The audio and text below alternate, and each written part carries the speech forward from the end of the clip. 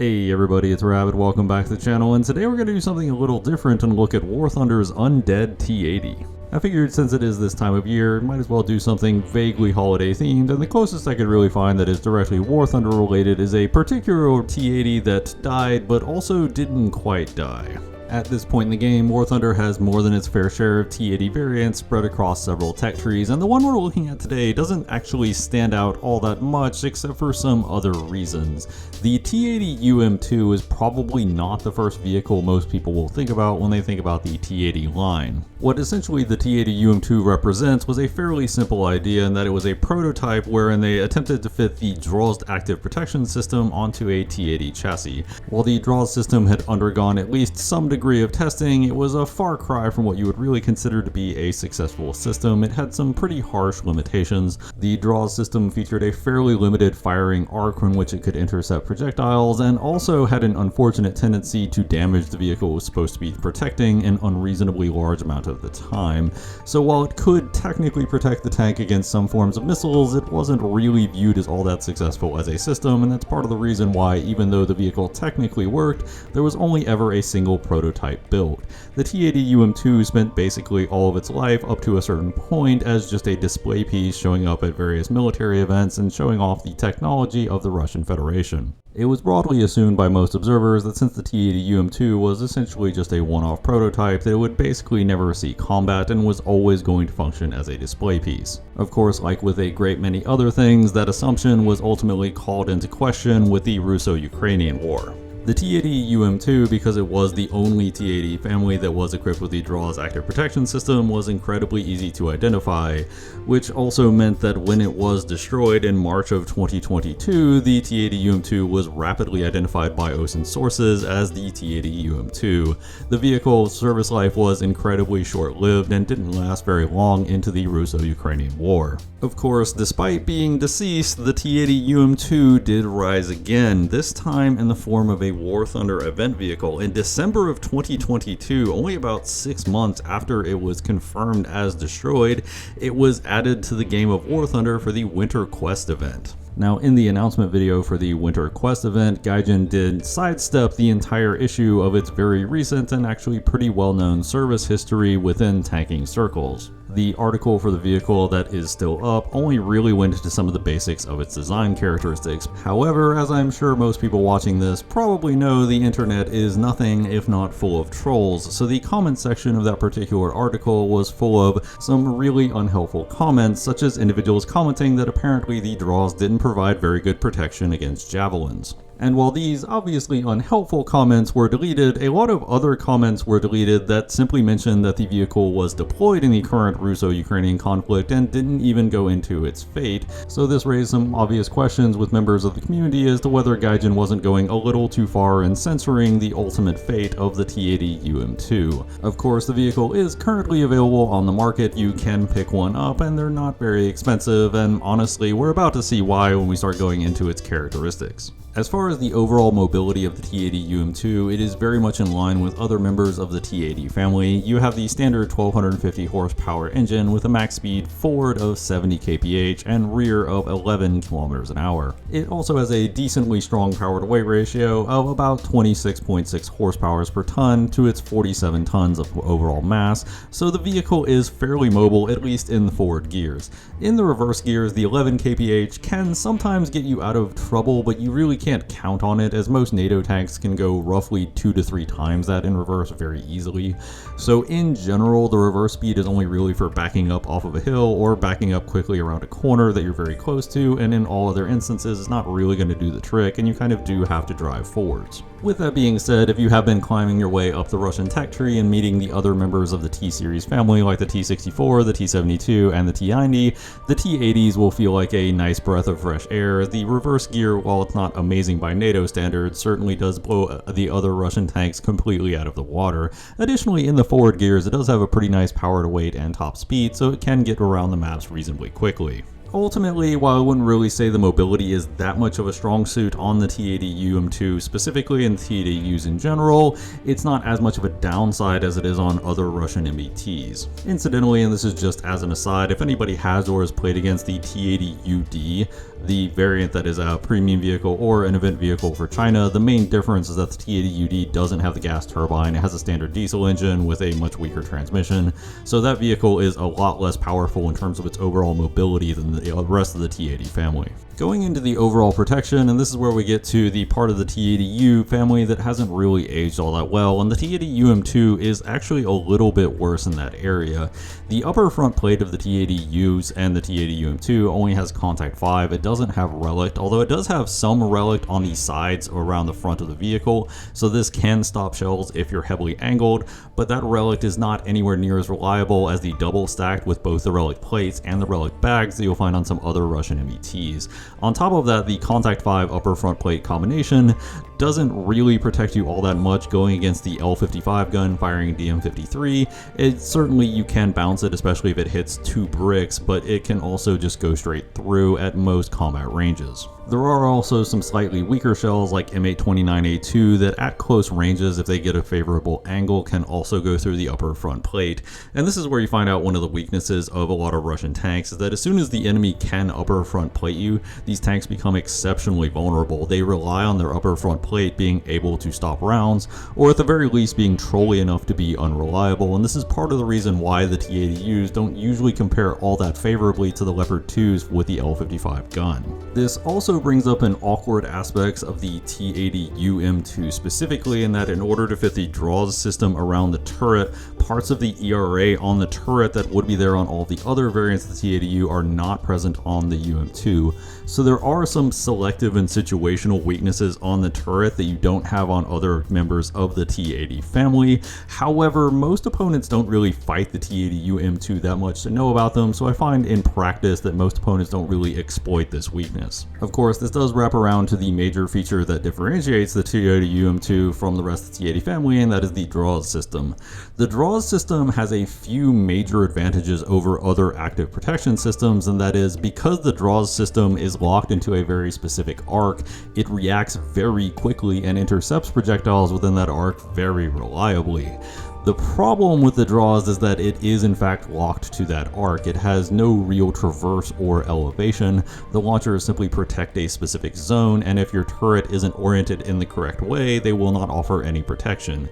This also makes them very unreliable from missiles that tend to have a plunging arc. These are things like spikes and hellfires. Sometimes they'll eat them, sometimes they won't. It's not really even remotely consistent, unlike something like a trophy or an iron fist. With that being said, if you are fighting against the types of missiles that the DROZ can theoretically protect you against, the DROZ has a full 8 charges, it has a very low cooldown between engagements, so it's very difficult for somebody to simply overwhelm you with missiles, which is actually pretty viable on some of the vehicles with things like an iron fist. An iron fist only has a total of 4 charges, so if you want to take out something with an iron fist and you have an Apache, you can just fire 5 missiles and the 5th missile will always go through. The T-80UM-2, because it does have so many charges, a lot of the vehicles that it could theoretically fight and that it will be effective against basically have no chance of sneaking a missile through the system, assuming you have your turret oriented correctly. Of course, this raises the biggest issue with the T-80UM-2, and that is you just don't fight enough vehicles at this battle rating that the DROZ system is effective against. This system is the most effective against things like TOWs and Milans, but it's pretty ineffective against things like spikes in the vast majority of cases, and even against the missiles that it can protect you against, it only protects you against them if you're looking directly at them, and in that instance you probably have the advantage in that fight anyway. It really is an example of a system that just doesn't have enough things that it theoretically fights, much like a lot of the soft kill systems that can potentially dazzle the sensors on certain missiles. In exchange for gaining this system, you also add about a ton of weight and also add some turret weak points that opponents could potentially exploit, even if only by accident.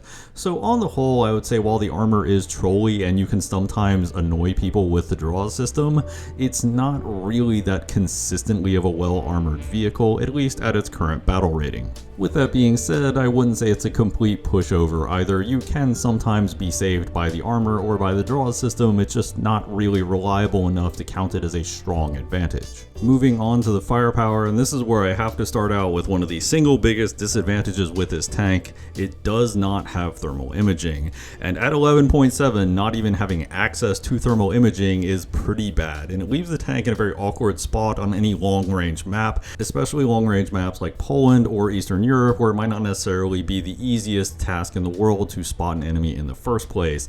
Every enemy that has thermals will spot you before you spot them on these maps. Obviously on closer range maps or more brawly maps like Advanced to the Rhine, not as big of a deal. It does have the standard suite of upgrades you would expect, such as a laser rangefinder and also a full stabilizer, but that's pretty standard for 11.7. Then again, so is thermal imaging at 11.7. This does also kind of segue into another drawback of the T-80UM-2 and a lot of the T-80Us in general when going up against NATO tanks, and that is the turret rotation speed and the gun elevation speed are noticeably lower than their NATO counterparts, and this means that if you have to react quickly to enemies around you, you're going to have to spend a lot of time swinging your entire hull and turret at the same time, whereas a lot of NATO tanks don't have to do as much of it.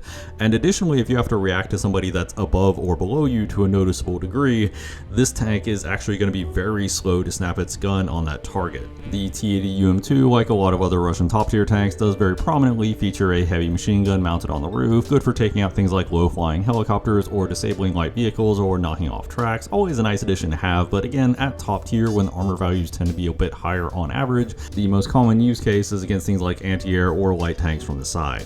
This is also where it's probably a good time to have a brief discussion about the reload of the T-80s and also a lot of the other T-Series tanks.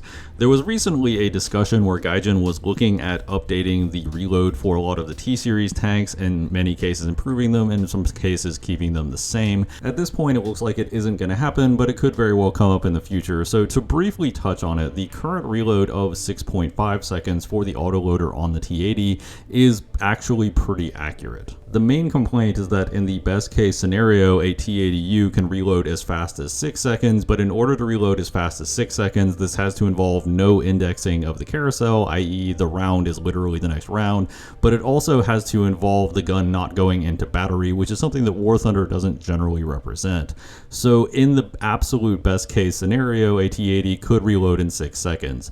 The problem is this completely ignores the fact that if the shell is on the other side of the carousel, the tank wants to fire, the reload goes all the way up to 13 seconds. And in a lot of engagements, 6.5 seconds is going to be the experience reload of the cruise. In practice, in most cases, if you were to give every tank in top tier the best possible reload, you would be looking at about 3 seconds on the Type 90 and Type 10, 4 seconds on the Leclerc, 4 seconds on the Abrams, the Leopard 2, and also the Merkavas, and Russian tanks would just kind of get blown out of the water because most of them would still be in the 6 to 7 second range. So in general, I don't think we really want to go into the every tank having the optimal reload at all times category, especially if you're maining Russian tanks. The M1128 in particular currently has a 7.5 second reload in game, but in real life can hit 6 seconds, so that would get a full 1.5 seconds off its reload, which is obviously a lot more substantial than your average Russian tank getting 0.1 to 0.5 seconds off its reload. It's one of those areas where whenever somebody brings it up, my immediate thought is, sure, you can do that, but if you do that, you're kind of having to do that for every tank, and if you do that for every tank, it's really not going to go well for Russia. I would also remind everybody who's talking about the manual loaders, the Ace Crew is supposed to be the best possible loader that you can get for that tank, and if I were to take the best possible loader in the Bundeswehr or the US Army, they would definitely reload faster than 5 seconds. Now, going back to the gun itself, because this is an older model vehicle and it's also not absolute top tier, it does have the awesome stock heat FS grind.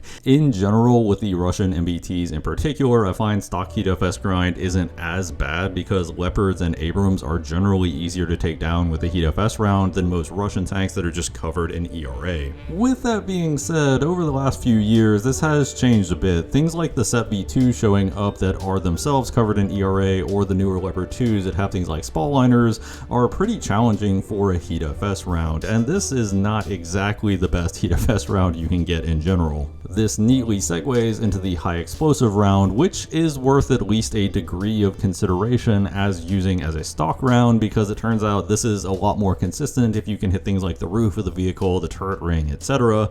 than the Heat FS round, and it will consistently take opponents out.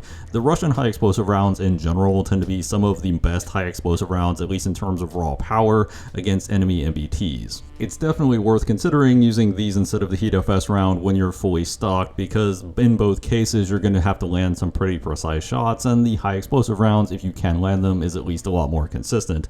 And this also brings up that you do definitely want to take some of these even if you're not stocked, because they can land some pretty cheeky kills. This neatly brings us into our first dart, which is rank 1, 3BM42, or the Mango Shell, maximum penetration flat of about 457 millimeters, so not really an impressive shell, but it can pin the common weak points that you'll see on most opponents, so if you know where to aim, it will generally get the job done, even if it is a very underwhelming shell. It is at least rank 1, and I would definitely recommend, if you do end up picking up this tank, going for this right away. Screw parts and FPE, you absolutely need this shell so that you can reliably take opponents out. On top of the fact that it is obviously much higher velocity than your stock round, so obviously it is easier to aim at longer ranges even if you lack the laser rangefinder. Your upgraded rank 4 APFSDS round is the 3BM46 shell. It has a maximum penetration of 532, which for this battle rating isn't really all that impressive. It's not simply that shells that pen more than this are available at this battle rating, but also that a lot of opponents this doesn't really change where you're meaningfully aiming at. So while I do think this is an upgrade and does add some consistency, it's not anywhere near as much of a priority for me as just getting an APFSDS round in general. And lastly, you have the barrel launch guided missile, the 9M119. Now, this does have a lot of penetration, a total of 700 millimeters. It also has a tandem warhead. The biggest problem with this is basically just the problem with guided missiles in general in terms of the barrel launch weapons, because they have a much slower muzzle velocity, they take longer to accelerate, and you have to stay on the target the entire time that you're aiming them. So what this does is essentially makes your tank a lot more vulnerable than if you were to just pop out, fire a dart, and pop back, because you have to give it full guidance for its entire flight time, which is obviously longer. On top of that, if your opponent fires a dart that moves at 1700 meters per second and you fire a missile that moves at 470 meters per second, guess whose shell is going to hit first? And if theirs destroys you, all they have to do is back up out of the way of your missile. So generally speaking, I think this is a pretty niche weapon. It has some applications against helicopters, but that's really about it. While the reload of the T-80UM-2 is obviously better than some contemporary tanks like the T-72 and T-90 series, it's not so much that it really makes that much of a difference in a lot of fights. It is at least enough that it keeps it competitive against the Leopards, because the Leopards can only get a 6 seconds if they're aced, and they only have 6.3 if they're otherwise maxed out and experted. So generally speaking, it is at least somewhat competitive with the Leopard, even if it does get out reloaded by quite a few other tanks. As for some closing thoughts on the T-80UM-2, I think this is one of the least impressive T-80s currently in the game. At least the T-80B is at a lower battle rating. The T-80Us around it all have thermal imaging, and those that don't have thermal imaging are often at lower BRs than this. Even some that do have thermal imaging are even at lower BRs than this. And on top of that, the added turret weak points that you get for the DROZ mounting can result in some inconsistencies in terms of hull down fights, which isn't exactly fun. It has all of the disadvantages of a T-80U, but has less reliable armor, and the DROZ system is very situational. So in general, I do think they're a much more interesting and much stronger vehicle that you could potentially pick up on the marketplace. Something like the T-72 Moderna I actually consider to be a much more interesting vehicle and would probably choose over this. But those are just my thoughts on the matter. Feel free to let me know in the comments down below what you think of the T-80UM-2. I always love to hear from you guys. If you liked the video, you found it entertaining, a like and subscribe always helps out the channel. As always, danke bitte tschüss.